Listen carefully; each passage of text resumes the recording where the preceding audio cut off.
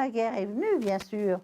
Hein, et moi, j'ai été, bon, ben, pour en revenir au passé, j'ai été, j'ai été retenue par les Allemands. Hein, et puis, bon, ben, j'ai été interviewée par eux. Et puis, ils voulaient me mettre, comment ça s'appelait à ce moment-là? Je ne saurais pas vous dire. Mais j'ai passé un très mauvais moment. Parce que, bon, ben, j'ai été enfermée. Mais par contre, après quelques jours, hein, et mon père avait fait le nécessaire près des Allemands pour que je puisse être libérée. Et j'ai été libérée. Voilà. C'est dans les grands...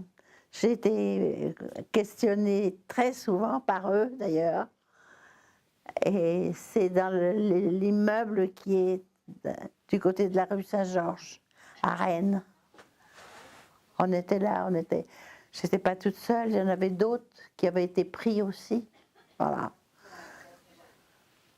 Alors, comment vous expliquer mon passage avec les Allemands a été très dur, difficile. J'ai été questionnée assez longtemps, hein, sur ma vie, sur ce que je faisais, si c'était de l'espionnage, hein, ou si c'était accidentel. Ben, j'ai dit que c'était accidentel, mais ils ne l'ont pas cru du tout. Pour eux, c'était de l'espionnage. Et c'est vrai parce que je passais les lettres des prisonniers. C'est moi qui les passais. Si bien que, mon Dieu, ils ne mentaient pas. Hein.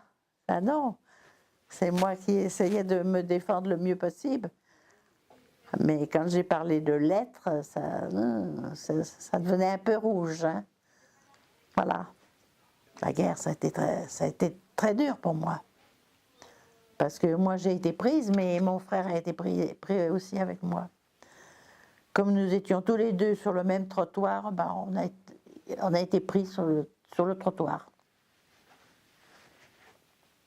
Voilà. À 20 ans, j'étais déjà libérée. Hein. Alors, pour moi, je recommençais à vivre, si vous voulez.